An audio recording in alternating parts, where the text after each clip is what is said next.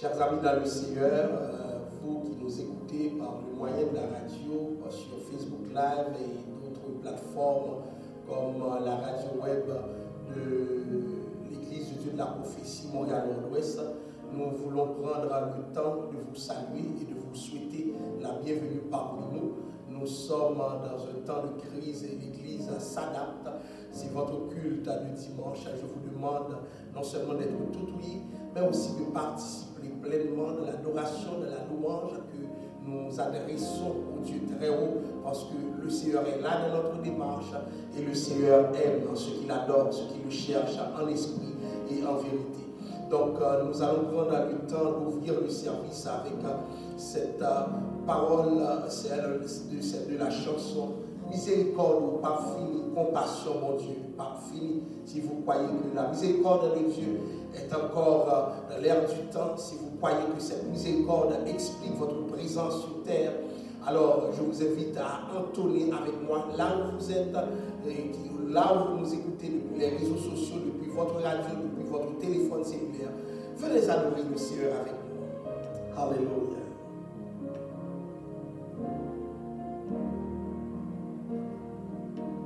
Miséricorde, pas fini, compassion, bon Dieu, pas fini, lui renouveler chaque matin, alléluia, chaque matin. Miséricorde, pas fini, compassion, mon Dieu, pas fini, lui renouveler chaque matin, alléluia, chaque matin.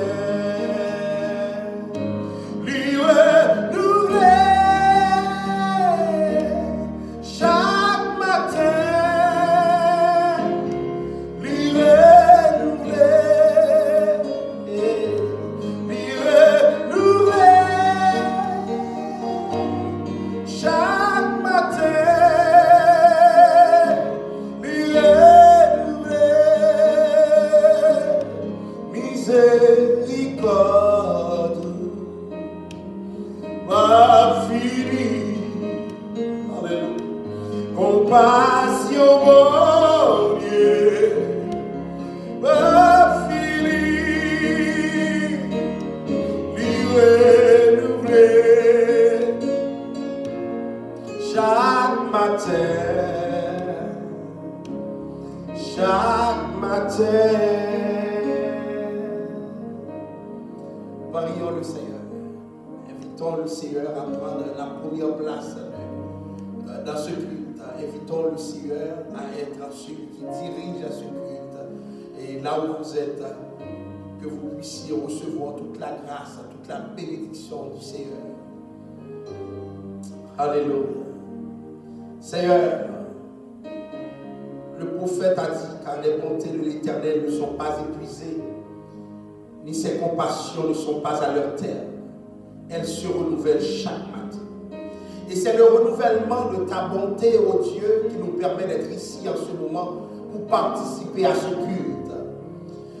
Plusieurs personnes se trouvent confinées dans leur maison. Plusieurs personnes se retrouvent dans leur travail. Et plusieurs sont de retour du bureau, ô Dieu. Ils t'écoutent depuis leur téléphone. D'autres, c'est à travers les réseaux sociaux, personnes qu'ils prennent part à ce qui se passe maintenant. Et ce que nous voulons te demander, c'est de prendre le contrôle de ce service. Alléluia. Que là où nous sommes, oh Dieu, tu touches par nous ceux qui ont le privilège de participer à ce qui se passe. Que leur cœur, que leurs âmes soient touchées et qu'ils soient donnés à toi entièrement. Seigneur, nous comptons sur toi, nous comptons sur ta grâce et ta bénédiction. Et nous te demandons tout simplement d'être là avec nous. Sois là, Père Saint. Nous ne voulons pas perdre de temps, puisque nous sommes dans des jours difficiles.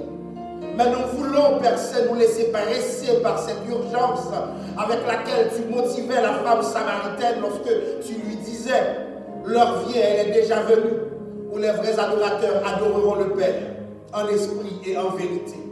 Cher Seigneur, nous voulons ce matin cette adoration qui n'a pas de frontières. Alléluia. Cette adoration qui n'a pas de limite, oh Dieu. Cette adoration qui vient rejoindre notre peuple dans son confinement, oh Dieu. Nous voulons nous investir dans ce moment et nous te demandons d'être là, oh Dieu. Car sans toi, tout est vanité. Ce que nous faisons est soumis à la vanité. Nous sentons ta présence parmi nous et que cette présence soit manifeste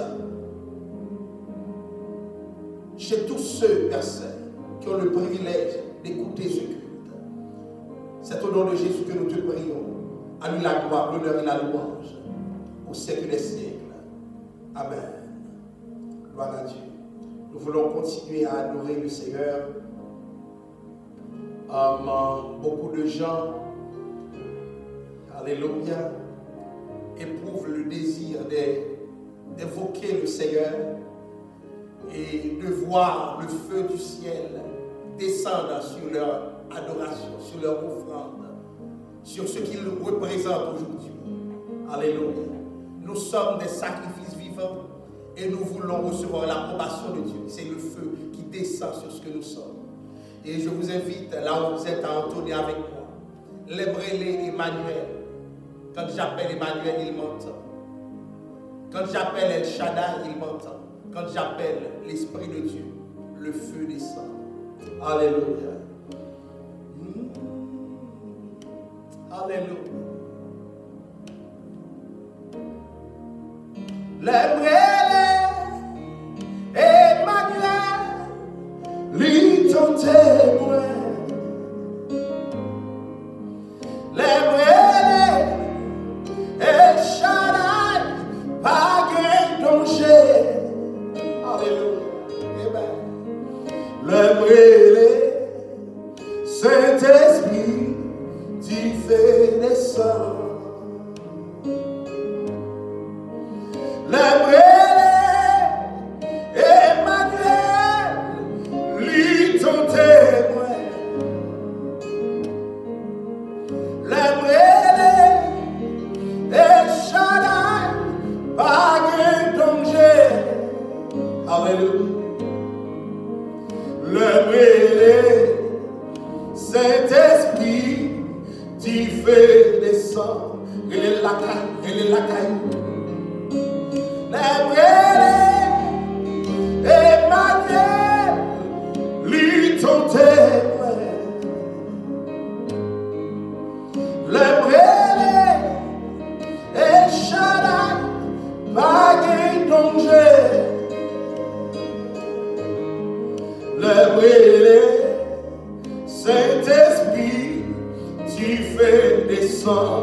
Si vous croyez qu'Emmanuel est avec vous, chantez avec moi. Emmanuel, lui ton témoin.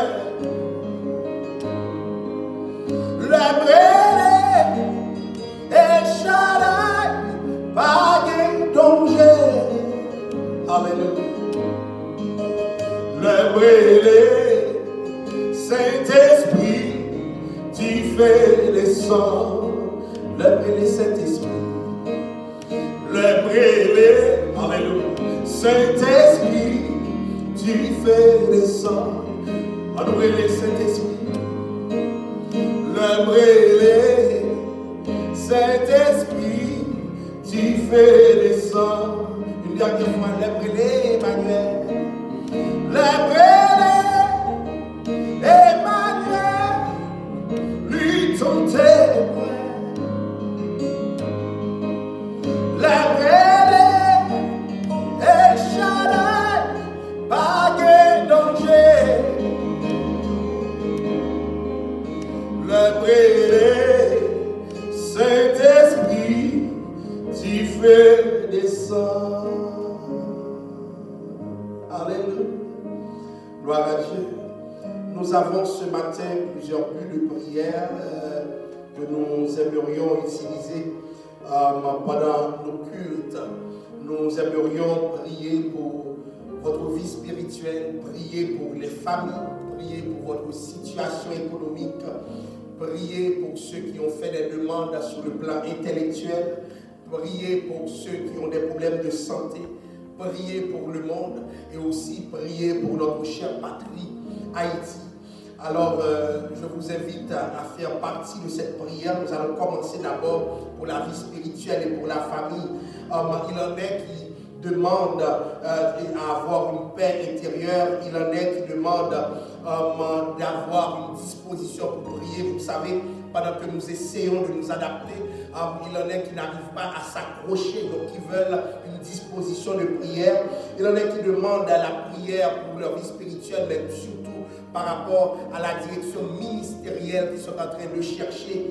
Il en est qui demandent la prière pour leur vie spirituelle, mais pour l'autorité de Dieu, pour que l'autorité de Dieu puisse s'affirmer dans leur vie. Il en est qui demandent la prière pour le fruit de l'esprit. Il en est qui demandent la prière pour la croissance spirituelle. Il en est qui demandent la prière pour la sagesse, pour le pardon, pour les dons spirituels, pour la réconciliation. Il en est qui demandent la prière pour la foi, pour l'espérance et pour la charité. Tandis que vous verrez sur la projection les différents buts de prière, je vous demande justement de demander à Dieu de vous permettre de rentrer avec moi dans cette démarche. Prions ensemble. Seigneur Dieu, nous te prions pour la vie spirituelle des gens.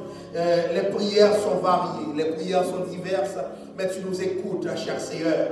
Il en est qui ne peuvent tout simplement pas prier au Dieu, puisqu'ils ont perdu leur paix intérieure, puisque, Père Saint, ce qui se passe actuellement les transcende, au Père. Nous voulons que tu puisses les accompagner, comme tu as appris aux disciples à comment prier, et que tu leur as fait comprendre, oh Dieu, que cette prière pouvait se faire en dehors même du temple, c'est-à-dire dans les lieux secrets, Père Saint. Je te demande là où ils sont, Père Saint, que tu leur donnes cette disposition à prier, puisque c'est toi qui produis le vouloir et le faire, Père Saint, qu'ils veulent prier, Père Saint.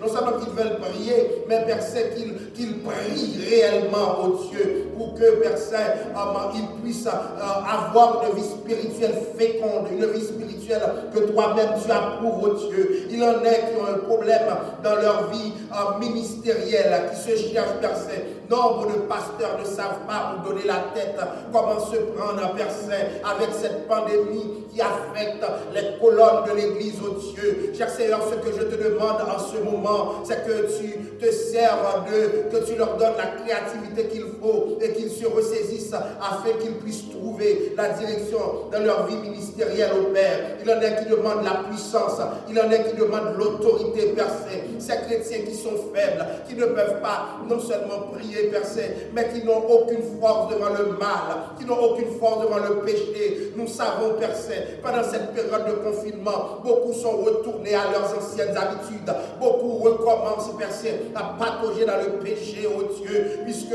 la communauté forte qui les entourait n'est plus là de la même manière. Elle n'existe que virtuellement ou à travers les téléphones. Cher Seigneur, je te demande, oh Dieu, de recréer les liens pour que ce peuple puisse se retrouver avec toi pendant que nous te prions dans ces lieux. Alléluia. Nous te demandons, Père Saint, que ce peuple retourne à toi et non à ses péchés, Père Saint. Ceux qui traversent une crise spirituelle, ceux qui ne connaissent pas de croissance spirituelle, ceux qui sont en train de régresser en ce moment, je te demande de progresser avec eux. Seigneur, il n'y a rien que tu ne puisses faire. Il n'y a rien qui te dépasse, oh Père. Je te demande aussi d'accorder du discernement à ton peuple. Accorde du discernement. Nous sommes dans les temps difficiles. Accorde du discernement. Et pendant que tu le fais, Père Saint, n'oublie pas de relâcher les dons spirituels.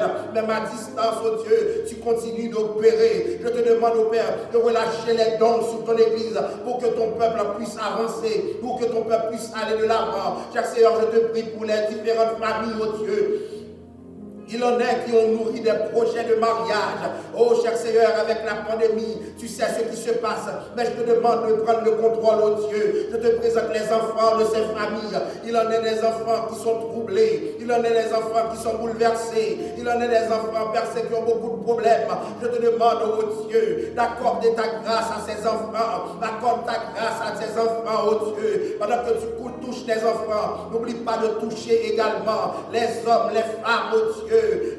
La jeunesse, au Père. Cher Seigneur, tout ce qui est de la famille, oh Dieu, prends-les en charge. Je te présente les familles dysfonctionnelles, les familles percées qui n'ont pas de culte familial, les familles percées qui ont perdu leur repère, les familles qui ne te servent pas, les familles qui ne savent pas quoi faire, oh Dieu, les familles, oh Dieu, qui sont vraiment éprouvées en ce moment. Je te demande, accorde la paix dans les familles, oh Dieu. Il en est qui connaissent la violence conjugale. Cher Seigneur, tu sais quand l'ennemi frappe fort et l'ennemi passe par les familles. Je te demande dans ce moment de prière de ne pas oublier les familles. Tu vois notre cœur, tu vois notre disposition. Cher Seigneur, je te présente les différentes familles qui nous suivent en ce moment, oh Dieu. Pendant qu'ils sont connectés, oh Dieu, je te demande de les connecter avec toi.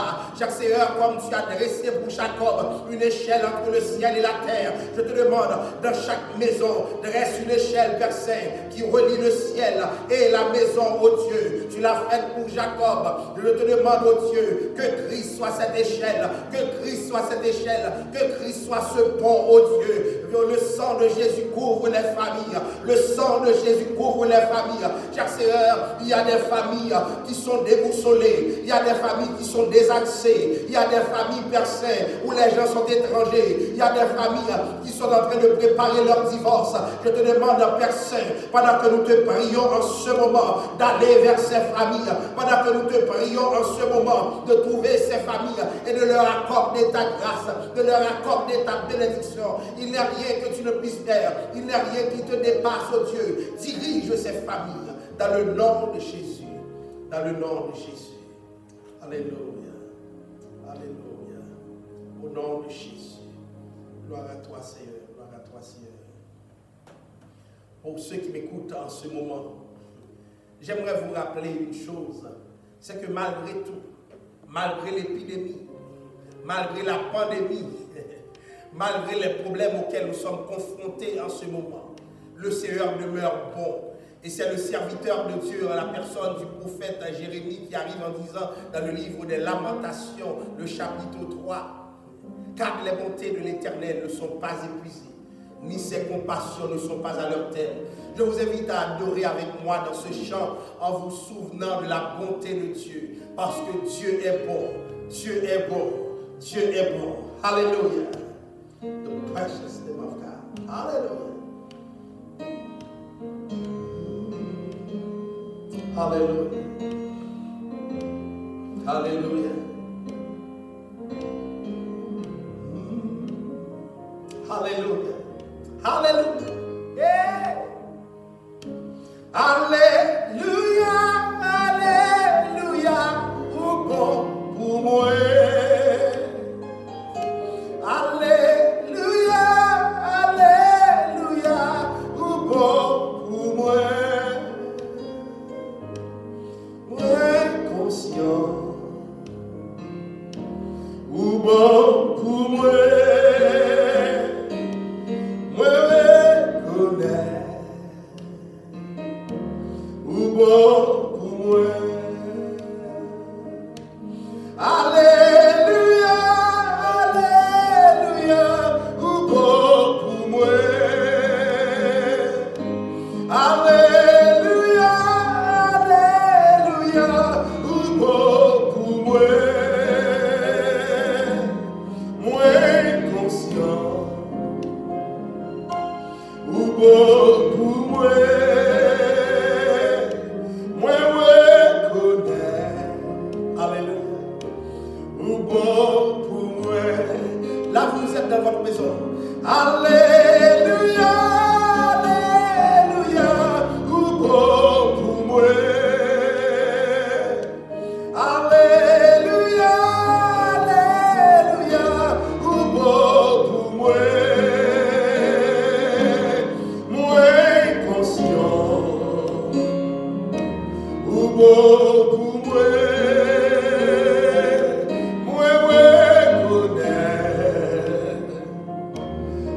bon pour moi.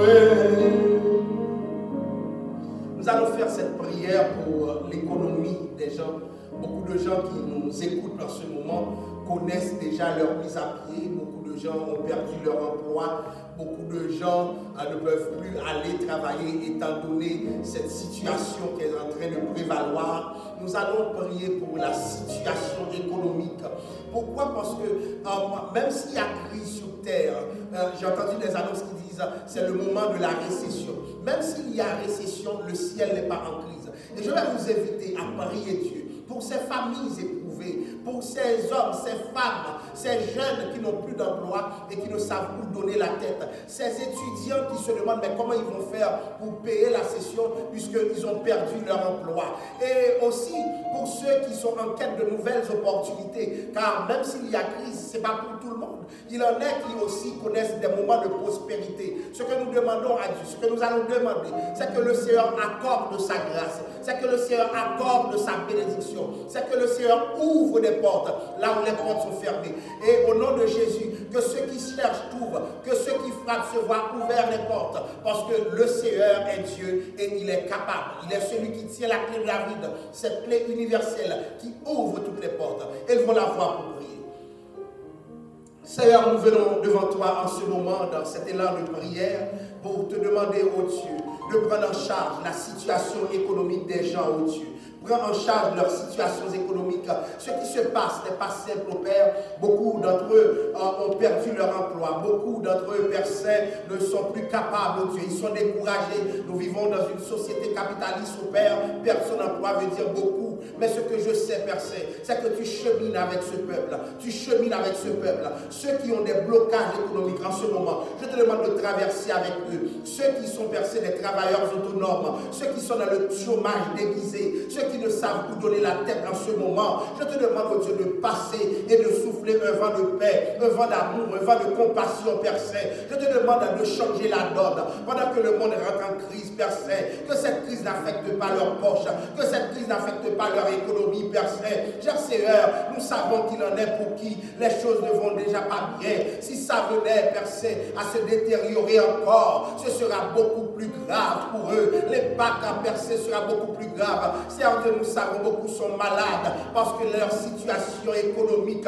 est désastreuse. Il en est qui ont déjà des problèmes de crédit, qui se demandent comment ils vont faire pour contracter des dettes et combien de temps ça va durer, oh Dieu. Cher Seigneur, tu connais la variété de situations auxquelles ces gens sont soumis. Et ce que je te demande en ce moment, c'est d'aller les toucher, oh Père. C'est d'aller les toucher, oh Dieu. Accorde ta grâce. Interviens dans l'économie du peuple. Interviens dans l'économie du peuple. Cher Seigneur, nous voyons ce qui se passe.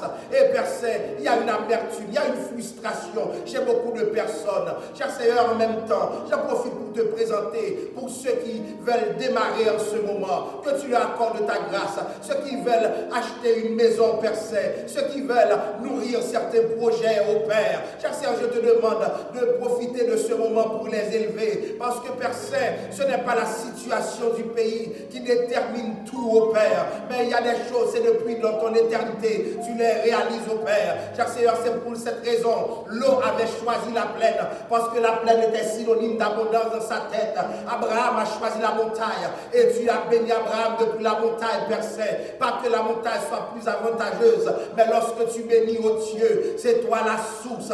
Tu bénis n'importe où, n'importe qui, Père Saint. Et c'est pourquoi je te demande, en cette période de crise, il en est que tu dois lever. Il en est, Père Saint, que tu dois repositionner sur le plan économique. Interviens dans leurs finances, interviens dans leurs poches, oh Dieu, interviens dans leurs poches. Il en est personnes qui dans leur travail sont déjà mises en quarantaine et qui se demandent comment ils vont se relocaliser. Je te demande, oh Dieu, que ce groupe de personnes reçoivent ta grâce en ce moment, reçoivent ta bénédiction en ce moment et qu'ils puissent aller de l'avant. C'est au nom de Jésus que nous te prions. À lui la gloire, l'honneur et la louange au siècle des siècles. Amen. Alléluia. Gloire à Dieu.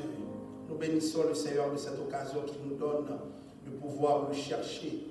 Et nous allons prendre ensemble. Bon Dieu, ou fidèle, ou pas jamais pas là, dans n'importe quoi, m'a fait fort confiance. Parce qu'il me connaît ou pas agir. J'en profite pour dire à ceux qui m'écoutent, alléluia, même si les choses sont compliquées, même si les choses sont difficiles, souvenez-vous du fait fait que Dieu est fidèle. Et David arrive en disant, alors le serviteur arrive en disant, le psalmiste, car ta fidélité est un bouclier et une cuirasse. Ne tombe pas en crise parce que Dieu est fidèle. Vous qui m'écoutez en ce moment, rappelez-vous d'une chose, Dieu est fidèle. Dieu n'est pas fidèle seulement lorsque c'est bon, Dieu est fidèle aussi lorsque la situation est désagréable, lorsqu'il y a une désarticulation progressive dans l'économie, au niveau de la santé. Dieu reste encore fidèle. Et ce Dieu fidèle que je vous invite à entonner avec moi, ce Dieu fidèle, je vous invite à le servir avec moi, parce qu'il est toujours là, au nom de Jésus.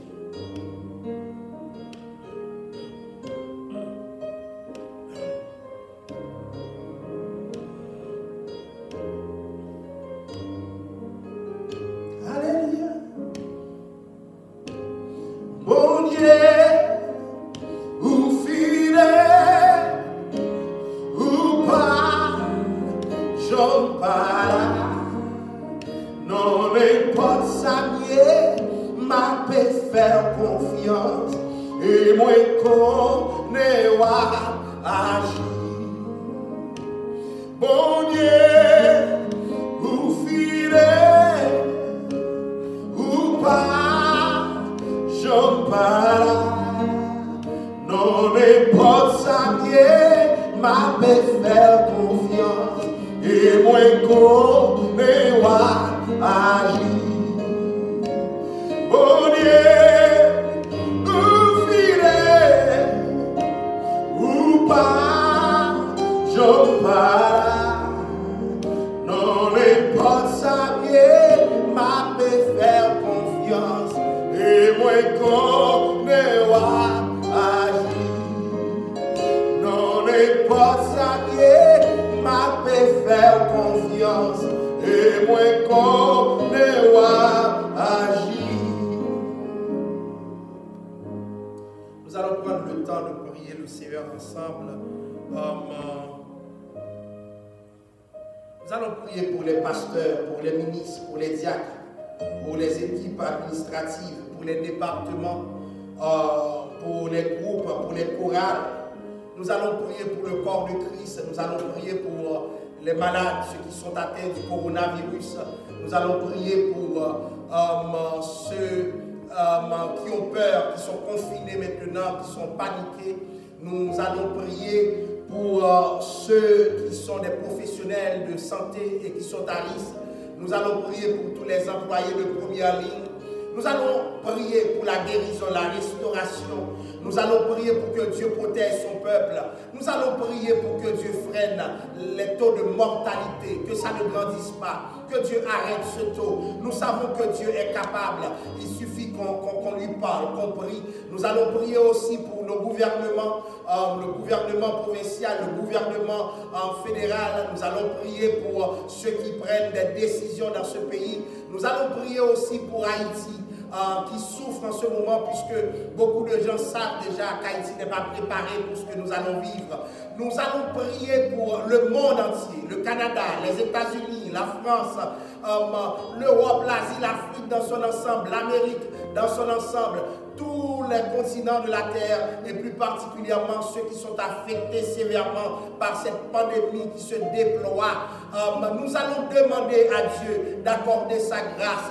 Et ce que je vous demande dans ce moment de prière, c'est vraiment une disposition d'intercesseur, une disposition où vous allez prendre la place de ces gens victimes ou de ces potentielles victimes, et vous allez intercéder devant Dieu pour demander à Dieu d'accorder sa faveur à tous ceux que nous avons cités là, tous ceux dont nous avons cité le nom. Prions le Seigneur. Seigneur, nous venons devant toi, ô Père, pour te prier pour ces gens qui sont malades, pour ces gens qui sont affectés par le coronavirus, pour ces gens qui ont besoin de prière, Père Saint. Je te demande d'accorder ta grâce, ô Père, à toute cette équipe, Père Saint, l'équipe administrative, l'équipe ministérielle, l'équipe diaconale, ô Père. Je te demande de les souder, ô Père, pour que nous puissions aller de l'avant ensemble. Je te présente les différents départements, le département des hommes, des femmes, le département des enfants, le département des dames, ô Dieu, les différents départements départements de l'Église, je te demande de les prendre en main pour que, Père Saint, nous puissions voir ta grâce se manifester dans leur vie,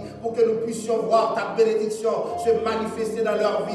Nous te prions, Père Saint, pour nos gouvernements, que nos gouvernements, Père Saint, se ressaisissent, oh Dieu. Et je te demande une percée de l'Évangile dans ces pays, Père Saint, qui t'ont abandonné, dans ces pays où croire en Dieu ne veut plus rien dire, dans ces pays où, Père Saint, l'athéisme s'est érigé en modèle, oh Dieu. Nous te demandons de pardonner ces peuples, oh Dieu, et de leur accorder ta grâce, oh Dieu, parce que tu aimes le Canada, tu aimes les États-Unis, tu aimes l'Europe, tu aimes l'Afrique, tu aimes les Antilles, tu aimes Haïti, Père Saint. Je te présente Haïti, chéri, oh Dieu, qui est en train de sombrer dans la peur, oh Père. Le peuple n'est pas préparé, le peuple n'est pas socialisé pour combattre, pour mener ce combat. Mais ce que nous savons, oh Dieu, la prière n'a pas de frontières. Depuis cet espace où nous nous tenons, nous étendons nos mains sur Haïti et nous te demandons grâce pour Haïti, grâce pour Haïti, grâce pour Haïti. Dans ce pays, il y a un faible reste.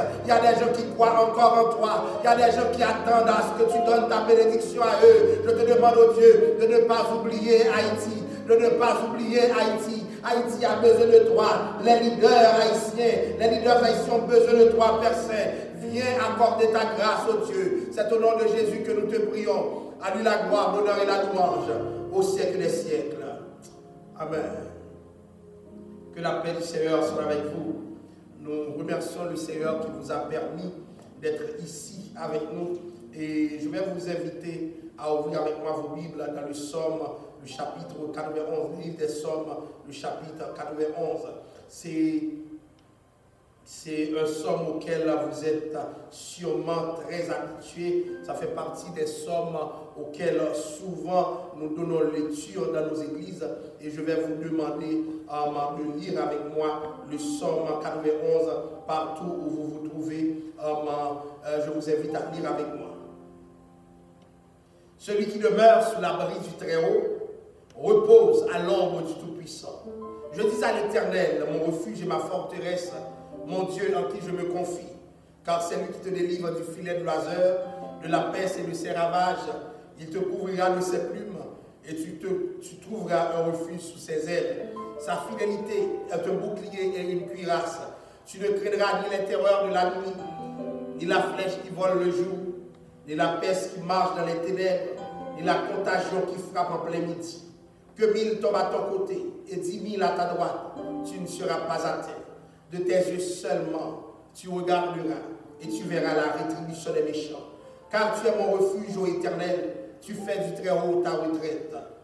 Aucun malheur ne t'arrivera, aucun fléau n'approchera de ta tente, car il ordonnera à ses anges de te garder dans toutes tes voies. Ils te porteront sur les mains, de peur que ton pied ne heurte contre une pierre. Tu marcheras sur le lion et sur l'aspi, tu fouleras le lionceau et le dragon. Puisqu'il m'aime, je le délivrerai. Je le protégerai puisqu'il connaît mon nom. Il m'évoquera et je lui répondrai. Je serai avec lui dans la détresse. Je le délivrerai et je le glorifierai. Je le rassasierai de longs jours et je lui ferai voir mon salut. Amen. Encore une fois, que la paix et la grâce de Dieu vous soient données. Nous allons prendre le temps d'explorer avec vous le psaume 91 où il est écrit « Celui qui demeure sous l'abri du Très-Haut repose à l'ombre du Tout-Puissant ». Tandis que nous allons avoir cette diapositive qui nous permet d'apprécier le texte dans son ensemble, puisque je vais vous inviter à suivre avec moi dans cette prédication pour comprendre un peu que même si nous sommes dans des temps difficiles, le Seigneur est là. Alors, sous l'abri du Très-Haut, sous l'abri du Très-Haut. Le psaume 91, c'est un psaume anonyme, c'est-à-dire il n'y a pas d'auteur à qui soit attribuée la paternité de ce psaume, même si son style littéraire permet de penser à certaines personnes en particulier, mais ce que nous savons, c'est qu'il n'y a pas d'auteur nommément désigné pour le psaume 91. Mais c'est un psaume de combat. Quand je dis de combat, c'est un somme qui nous met dans une posture où nous allons livrer bataille. C'est un somme aussi qui concerne l'adversité, parce que nous voyons dans ce somme les différentes formes, les différentes manifestations de l'ennemi. C'est aussi un somme de contemplation. Vous allez voir comment l'auteur de ce somme est en train d'élever Dieu. Et ce n'est pas un somme qui nous inscrit dans la posture traditionnelle de plusieurs croyants, à savoir une posture où ces croyants demandent toujours, donne-moi, donne-moi, donne-moi. Il y a des croyants qui considèrent Dieu comme, je dirais, un distributeur automatique de miracles, d'argent. Et pourtant, ce somme nous invite à une autre avenue réflexive où il est question justement d'adorer Dieu, non seulement pour ce qu'il est, ce qu'il fait, mais aussi de découvrir toute sa valeur pour nous au cœur même de l'adversité. C'est une somme qui nous fait tomber dans les différentes promesses de Dieu, et pour cela, c'est une somme qui montre la sécurité du croyant. Nous allons voir plusieurs textes qui nous permettent d'aller dans cette direction. C'est une somme qui met l'emphase aussi sur la victoire. Autant dire que ceux qui servent Dieu sont des gens qui vivent dans une sécurité relative avec Dieu, et c'est des gens qui sont en train de vivre en permanence dans la victoire. Et ceci, même si des événements de leur vie leur permettent d'enregistrer ce qu'ils appellent à tort un échec, puisque Dieu participe dans ce qui leur arrive en tout temps, surtout lorsqu'ils accomplissent sa volonté. Alors, ce que j'aime dans ce somme, c'est ce mouvement de contemplation. Beaucoup de gens servent Dieu, mais ils n'ont pas pris le temps de contempler Dieu, de contempler l'action de Dieu et ses conséquences sur notre vie. Ce somme nous invite à une autre avenue, une autre façon de voir les choses, une autre façon de réfléchir sur Dieu et une autre façon aussi de décrire Dieu, puisque le somme parle de Dieu comme étant un abri. Alors, je vous invite aussi à regarder dans ce somme cette poésie qui coule à flot. Regardez bien, il y a un jeu de personnes à travers les différents pronoms qui sont dans ce somme. Donc, au verset 1er, vous allez voir que ça commence par celui, c'est-à-dire à la troisième personne. Donc, on s'attendrait à ce que tout le texte prend cette allure de troisième personne. Mais après, celui qui demeure sous l'abri du Très-Haut, quelqu'un embarque en disant « je dis ». Donc, nous tombons dans plusieurs jeudis, 2 fois. Donc, on a le pronom je. Et puis, la troisième personne est reprise encore avec lui 3 fois, il encore. Ensuite, regardez, on a dit déjà celui, je dis, lui, il, et il va y arriver à ce que nous allons à tu, deuxième personne. Ensuite, troisième personne singulier, troisième personne pluriel, tu, il, je. Pourquoi ce mouvement? Donc, au lieu qu'à regarder ces différents pronoms qui s'alignent dans la composition du texte de Somme 91, nous finirons par comprendre que, à ce qu'il paraît, l'auteur de ce somme se met dans une situation où quelqu'un raconte quelque chose. C'est comme si quelqu'un venait à dire, vous savez quoi? Celui qui demeure sous l'abri du Très-Haut repose à l'ombre du Tout-Puissant. C'est quelqu'un qui est convaincant, parce qu'il dit exactement ce qu'il sent, ce qu'il pense. Et il raconte l'objet même de sa foi. Celui qui demeure sous l'abri du Très-Haut repose à l'ombre du Tout-Puissant. Maintenant, cette personne raconte. Souvent, chers amis, lorsque nous servons Dieu, il y a un témoignage dont nous devons être dépositaires. Il y a des choses que nous devons raconter sur Dieu, des choses évidemment fondées, mais qui nous permettent d'être raffermis dans nos foi. Et vous savez, le verset premier en particulier, c'est un verset qui traverse les temps, alléluia, et les générations. Parce qu'en réalité, celui qui demeure sous l'abri du Très-Haut repose certainement à l'ombre du Tout-Puissant. Donc, c'est une parole convaincante. Et je vais vous demander aujourd'hui, dans la situation difficile, quelle parole placez-vous en premier lieu? Vous allez comprendre dans l'arrière-plan de ce texte, beaucoup de gens disent qu'il y avait une guerre. Ce Ce n'est pas normal que l'auteur parle en ces termes. Manifestement, il y avait un problème et beaucoup de gens pensent que c'était dans un contexte de guerre que ce psaume a été rédigé. Mais comment, dans un contexte de guerre, on arrive à parler ainsi de Dieu? Donc, être aussi convaincant, d'avoir des paroles positives, c'est-à-dire des mots de témoignage puissants. C'est ce que Dieu attend de nous lorsque nous vivons, nous évoluons dans l'adversité, que nous ayons des témoignages puissants qui ordonnent notre vie, qui ordonnent notre cœur. Le texte arrive en disant, celui qui demeure sous l'abri du Très-Haut repose à l'ombre du Tout-Puissant. Alors, j'ai l'impression aussi que dans ce texte, la manière dont c'est agencé, c'est comme s'il y a quelqu'un qui raconte et il y a un autre qui est en train d'écouter. Donc, quelqu'un qui convainc l'autre et puis l'autre qui est en train de se laisser convaincre. Donc, on voit ça dans le mouvement des pronoms. C'est fait pour qu'on sente qu'il y a dans ce texte une diversité de personnes qui se réunissent, qui sont en train de parler. Et remarquez bien, le texte commence au verset 2 par un « je dis à l'Éternel ». Et pourtant, ce « je » commence le psaume. C'est un « je » qui commence le psaume. Lorsque nous finissons le psaume, c'est-à-dire au verset 14, vous voyez qu'il y a un autre type de jeu. Ce n'est pas le même jeu qui commence. Je dis à l'Éternel, maintenant le texte dit, puisqu'il m'aime, je le délivrerai, je le protégerai. Il m'invoquera et je lui répondrai, je serai avec lui, je le délivrerai, je le rassasierai, je lui ferai voir mon salut. Chers amis, lorsque nous prenons ce que nous sommes, notre jeu à nous, pour commencer à bénir le nom de Dieu, nous ouvrons la parenthèse et Dieu se permet lui-même de la fermer avec ses propres mots. Ça veut dire quoi? Commence à adorer ton Dieu. Commence à élever ton Dieu. Commence à dire, Seigneur, je t'aime. Pendant que tu dis je t'aime, le Seigneur a aussi son jeu. Il te dira son je t'aime à lui. Mais commence quelque part. Commence à dire à Dieu comment tu l'adores. Quelqu'un m'écoute sur la ligne. J'aimerais dire à cette personne, prends le temps de manifester ton amour pour Dieu. Prends le temps de venir avec ton témoignage personnel. Souvent, ce qui nous manque, c'est cette dimension personnelle. Et en ce temps de crise, les choses doivent évoluer. Souvent, l'Église, c'était nous. Et un nous qui est souvent en train de noyer les jeux de l'Église.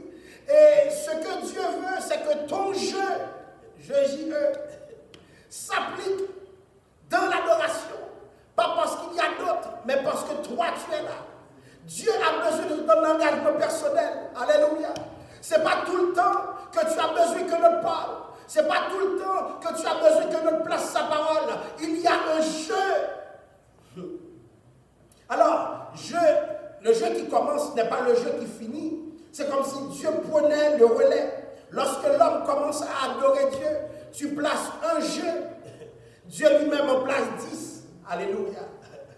Dieu en place 10. Tu dis un je t'aime, Seigneur. Dieu place beaucoup plus encore. Mais commence à adorer Dieu. Parce que Dieu n'est pas dans la réciprocité. Il fait beaucoup plus que ce que tu fais. Alors, le psaume 91, c'est un psaume qui fait errer plusieurs personnes. Plusieurs personnes prêchent sur le psaume 91 sans vraiment comprendre ce psaume. Mais pour le comprendre, il faut aller en arrière dans le psaume 90, où le serviteur de Dieu, en la personne de Moïse, élevait Dieu, constatait que l'homme est fini. Déjà sur Moïse, la finitude de l'homme était reconnue. Moïse présente dans le psaume 90 que l'homme est en train de passer. Seulement Dieu est éternel. Moïse est en train de voir que les plus robustes arrivent à 80 ans et connaissent seulement peine et douleur. Pourquoi? Parce que l'homme a échoué. La conséquence du péché, c'est l'échec de l'homme. Et j'aimerais vous dire aujourd'hui, en ce moment même, puisque l'homme a échoué, Dieu a un plan. Dans le Psaume 90, le serviteur arrive en disant, enseigne-nous à bien compter nos jours. Pourquoi? Parce que l'homme a échoué. L'homme a manqué de sagesse. Regardez dans cette génération encore, l'homme continue d'échouer. L'échec se poursuit dans la vie de l'homme. Il y a des agissements qui montrent l'échec de l'homme. Oui, l'homme a conçu de grands buildings. L'homme s'est déployé dans la technologie. Il s'est investi à fond. Les raisonnements de l'homme sont beaucoup plus articulés. Mais il y a une distance qui s'est creusée entre l'homme et Dieu. Dieu n'a pas créé l'homme pour ce que l'homme fait aujourd'hui. L'homme est déboussolé. L'homme est désaxé. Donc le Psaume 90 nous permet de voir que l'homme a échoué. L'homme adamique a échoué. Chers amis, vous et moi, nous avons échoué. Et c'est ce que nous montre la pandémie aujourd'hui. Malgré la science, malgré les développements scientifiques, l'Italie, par exemple, connaît 10 000 personnes mortes. C'est l'échec de l'homme. Ce n'est pas une guerre qui met l'homme par terre. Ce qui met l'homme par terre aujourd'hui, c'est juste un virus. Ce n'est pas un organisme qui pense, mais un virus. Vous comprenez l'échec de l'homme moderne. L'homme qui se dit athée aujourd'hui, c'est l'homme qui a échoué. L'homme qui s'est mis à côté de la marge, qui s'est mis à la marge parce que l'homme ne croit plus en Dieu, c'est l'homme qui a échoué. Nous avons toujours voulu faire un projet de monde sans Dieu. L'humanité a perdu ses repères. Nous tuons les gens. Nous faisons du mal aux gens. Nous exploitons les gens. Ça ne nous dit rien. L'humanité a échoué, chers amis. Et le Psaume 90 montre à son plus haut niveau la signification de l'échec de l'homme. Et c'est alors que dans le Psaume 91, la Bible nous montre notre modèle d'homme. L'homme qui n'échoue pas. L'homme qui ne saurait échouer, c'est celui qui demeure sous l'abri du Très-Haut. Je ne sais pas combien de personnes anticipent un échec. Et je vais vous dire d'avance que l'homme adamique a déjà échoué. Mais celui qui demeure sous l'abri du Très-Haut repose à l'ombre du Tout-Puissant. Il ne saurait échouer. Alors, l'espoir de l'humanité est campé dans ce Psaume 91 parce que celui qui demeure sous l'abri du Très-Haut n'est autre que Christ. Cette somme à portée messianique. Pasteur, expliquez-moi. Regardez, Satan va utiliser ce somme, versets 11 et 12, où il est écrit, il donnera des ordres à ses anges à ton sujet, et ils te porteront sur les mains de peur que ton pied ne heurte contre une pierre. Matthieu 4, verset 6. Matthieu 4, verset 6, lorsque Satan est venu tenter Jésus, il a repris ce somme. Ce que je ne comprends pas aujourd'hui, c'est que beaucoup de gens ont abandonné la parole. Comment vous allez vous mettre devant l'ennemi? L'ennemi connaît les sommes pour attaquer. Voilà le problème de l'église d'aujourd'hui. L'église est aliénée. L'église ne sait pas où poser sa tête. Pourquoi? Parce que dans l'église, la parole a perdu sa centralité. Alors que Satan lui-même a lu la parole et connaît la parole au point de l'utiliser contre Christ. Même si c'est pour la manipulation. Mais ce que le texte dit est vrai.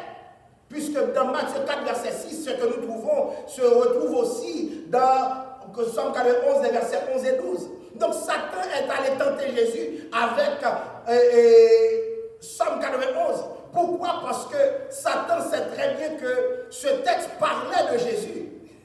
Puisqu'il est celui qui demeure sous l'abri du Très-Haut. Et c'est pourquoi Satan va dire, car il est écrit. Satan veut que Jésus se jette en bas. Parce qu'il connaît ce somme. Alors, Jésus est celui qui demeure sous l'abri du Très-Haut. Et je vais vous dire quelque chose. Si Jésus demeure sous l'abri du Très-Haut, et que Jésus demeure en moi, à cause de Christ, moi aussi, je suis sous l'abri du Très-Haut. Et le texte ne parle pas de quelqu'un qui visite l'abri du Très-Haut. Le texte ne parle pas de quelqu'un qui passe un petit temps. Le texte ne parle pas de celui qui ouvre une petite parenthèse. Le texte parle de toute une vie. Celui qui demeure sous l'abri du Très-Haut, alléluia, repose à l'ombre du Tout-Puissant. Et j'en profite pour vous dire aujourd'hui, où est-ce que vous demeurez? Je ne veux pas savoir si vous habitez au Canada. Je ne veux pas savoir si vous habitez en Italie. Je ne veux pas savoir si vous habitez justement en Amérique du Nord, aux États-Unis, au Mexique par exemple. Ce que je veux savoir, est-ce que vous habitez sous l'abri du Très-Haut? Est-ce que vous demeurez là? Parce que si vous demeurez juste dans des pays où les hommes sont en train de s'élever, ça ne suffira pas. Il faut être sous l'abri du Très-Haut. Beaucoup de gens sont fiers. Ils sont dans des pays qui les prennent en charge. Mais laissez-moi vous dire, il y a de ces problèmes qui frappent tout le monde. Il faut vraiment se réfugier en Dieu pour avoir de la victoire. Celui qui demeure sous l'abri du Très-Haut, est-ce que vous demeurez ou bien est-ce que vous passez? Il y a des gens, lorsqu'ils adorent, l'adoration c'est une parenthèse à l'église. Après cette adoration, ils ne sont plus capables de rien. Celui qui demeure sous l'abri du Très-Haut, Dieu vous invite à demeurer. Dieu vous invite pas seulement à juste passer, mais à demeurer sous l'abri du Très-Haut. Regardez, le texte continue. Repose à l'ombre du Tout-Puissant. Celui qui marche sur le lion et sur l'aspic, qui foule le lionceau et le dragon dans ce texte, c'est Christ. Mais les pouvoirs de Christ nous sont transmis dans Luc 10, verset 19, qui dit: voici, je vous ai donné le pouvoir de marcher sur les serpents et les scorpions et sur toute la puissance de l'ennemi, et rien ne pourra vous nuire. Beaucoup de gens sont ennuyés par le coronavirus. Et je les comprends, parce que personne n'est à l'abri. Mais ce que je veux que vous sachiez, si le coronavirus vous surprend dans les mains de Dieu, c'est que c'est la volonté de Dieu qui s'accomplit dans votre vie. Si le coronavirus vous surprend pendant que vous cherchez Dieu, c'est la volonté de Dieu qui s'accomplit dans votre vie. Parce que celui qui demeure sous l'abri du Très-Haut repose à l'ombre du Tout-Puissant. C'est-à-dire que Dieu est capable en tout temps. Le problème, la maladie, ce n'est pas une maladie de Dieu, c'est une maladie de l'homme. Et comprenez bien, peu importe la manière dont vous voyez cela, ce que l'homme est en train de vivre aujourd'hui ne dépasse pas Dieu. Ce que l'homme est en train de vivre aujourd'hui n'est pas au-dessus de Dieu. Donc c'est pourquoi le texte dit, celui qui demeure sous l'abri du Très-Haut repose à l'ombre du Tout-Puissant. Y a-t-il quelqu'un qui m'écoute qui aimerait se reposer? Y a-t-il quelqu'un qui m'écoute qui aimerait prendre la distance par rapport à certaines paniques? Y a-t-il quelqu'un qui m'écoute en ce moment qui veut vivre la grâce de Dieu pleinement? Viens te reposer parce que l'Éternel est un abri sûr, chers amis. Voilà pourquoi il y a 4 noms de Dieu dans ce texte. Il y a le Très-Haut qui veut dire El Elyon. Il y a encore un autre nom, le Tout-Puissant, El Shaddai, l'abri du Tout-Puissant. El Shaddai, c'est-à-dire celui qui est suffisant, le Dieu de l'abondance, le Dieu de la fécondité. Il y a un autre mot, le Seigneur, c'est-à-dire Yahvé Adonai. Donc la majesté de Dieu se révèle. Et il y a un autre nom pour le nom de Dieu, Elohim, le Dieu créateur. Ce qui m'intéresse, c'est que Dieu s'est révélé dans 4 noms à travers le Psaume 91. Et ce que je veux que vous sachiez, c'est que le Dieu que vous serviez, c'est quand-même, c'est le Très-Haut. Si vous avez des problèmes à terre, songez que vous avez un Dieu Très-Haut. Si vous avez des problèmes économiques, sachez que vous avez El Shaddai. Si vous avez des problèmes avec des gens qui sont vos supérieurs, sachez que vous avez un Seigneur. Si vous avez des problèmes de créativité, sachez que vous avez un Dieu qui s'appelle Elohim. Et vous savez, pendant que Dieu vient dans ce texte avec 4 images, l'ennemi aussi a 4 images. On voit l'ennemi sous la forme du lion. On voit l'ennemi sous la forme de l'aspic. On voit l'ennemi sous la forme du lionceau. On voit l'ennemi sous la forme du dragon. Ce que je veux que vous sachiez aujourd'hui, peu importe la forme de l'ennemi, peu importe les images changeantes du diable, Dieu est en contrôle.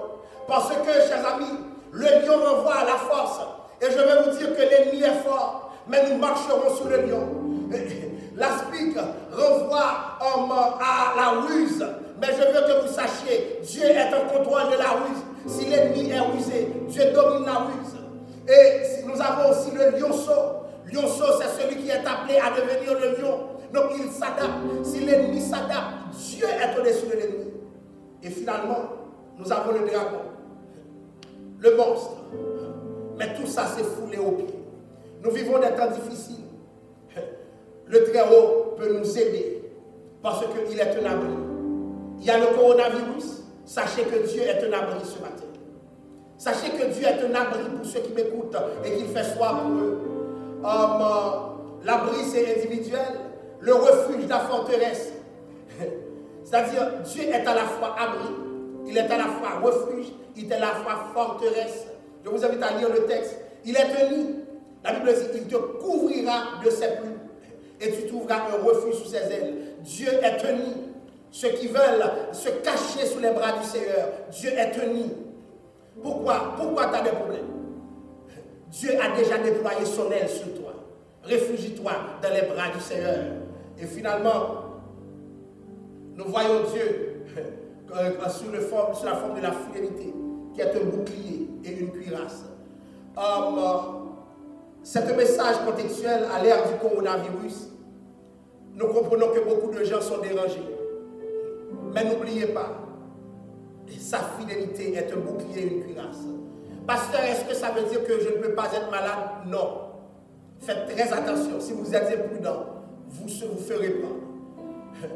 Mais ça veut dire tout simplement que Dieu est fidèle dans toutes les situations. Tenez-vous bien, nous devons prier le Seigneur pour qu'il nous prenne en charge.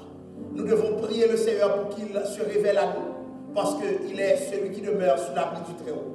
Nous allons prier ensemble. Là où vous vous retrouvez, laissez le Seigneur vous guider. Seigneur, nous venons devant toi. Sois l'abri de ton peuple. Alléluia. Ceux qui sont déboussolés, Père Saint. Ceux qui ne savent plus quoi faire, Père Saint. Je te demande, ô Père, de prendre le contrôle de leur vie.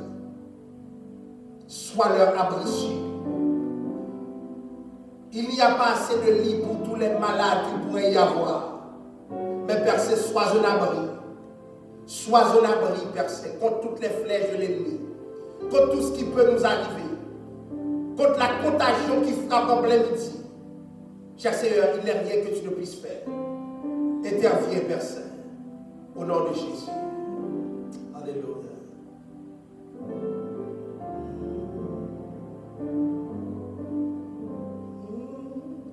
Il est un roi séculaire des dieux pour mon cœur glacé. C'est un abri du ténèbre sur tout le flot agité. Alléluia. Mon rocher, ma forteresse, mon asile, le protecteur, mon recours dans la détresse, c'est Jésus, le Rédempteur. Gloire à Dieu. Nous allons prendre le temps de vous présenter les annonces de la semaine, puisque même si nous ne sommes pas là physiquement, nous sommes là virtuellement, nous sommes là aussi à partir des différents réseaux sociaux. Nous vous remercions déjà de vous être adaptés. Alors pour les annonces de la semaine,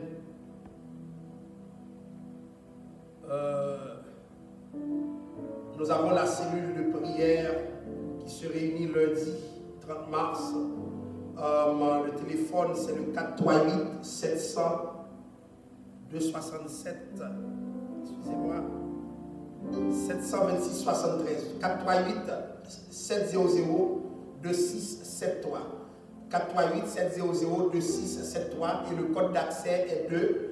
Nous avons la réunion de jeunesse qui se passe à 19h30 sur Facebook Live. Je vous invite, vous autres jeunes qui nous écoutez, à vous brancher avec la sœur Jessica, la présidente de la jeunesse, et qui va vous conduire dans la prière.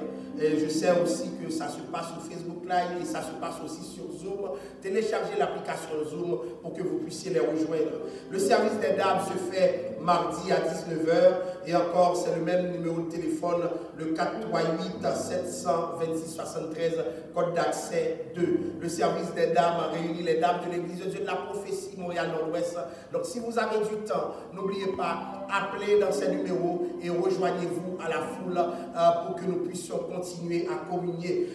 Nous avons la veille de nuit qui se poursuit vendredi 20h sur le 438 726 73, 438 726 73, le code d'accès est 2. L'étude biblique se fera mercredi à 19h. N'oubliez pas, ce sera sur le coronavirus et prophétie biblique. Coronavirus et prophétie biblique. Nous allons nous poser la question de savoir c'est quoi l'articulation. Pour ceux qui souhaiteraient, dans ces temps difficiles, continuer à aider l'Église, vous pouvez faire un virement interac au secrétariat edpmno.org. Le mot de passe est merci. Secrétariat, SECRETARIAT, à commercial edpmno.org. Mot de passe, c'est merci. Donc, ceux qui ne peuvent pas faire le transfert, vous pouvez appeler le frère Monax Démosthène au 54 668 7093, le frère Franck Jean-Baptiste au 54 606 9674, le frère Edris Jean-Louis au 54 206 67 10, 54 206 67 10. Donc toute la semaine, nous vous demandons de vous adapter. Ceux qui ne peuvent pas prendre les réseaux sociaux, c'est-à-dire Facebook et YouTube, arrangez-vous pour aller sur le site web de l'Église, sur le site web de la radio de l'Église, www.radio12.3edpmno.org.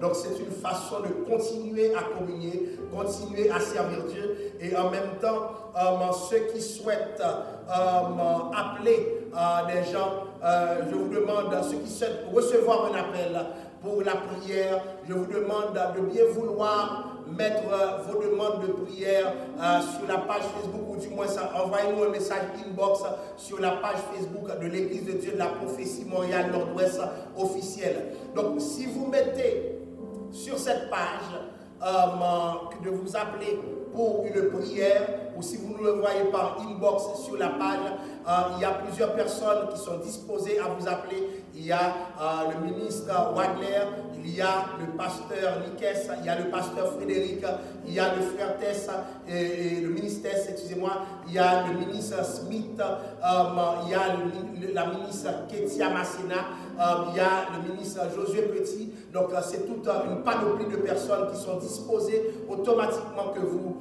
acheminiez votre nom à prier pour vous. Donc prenez le temps justement de prier le Seigneur, prenez le temps de chercher le Seigneur et par rapport à la radio, n'oubliez pas, ceux qui nous écoutent via le web, la radio c'est edpmno.radio12345.com edpmno.radio12345.com. N'oubliez pas, c'est toujours un plaisir d'être avec vous, toujours un plaisir d'être branché. Les temps sont les temps de crise, mais le ciel n'est pas en crise. C'est le moment de chercher Dieu. Pour ceux qui trouvent que c'est difficile de prier, je vous demande, pendant que nous sommes là avec vous, laissez la parole de Dieu vous pénétrer. Et n'oubliez pas les dispositions du psaume 91.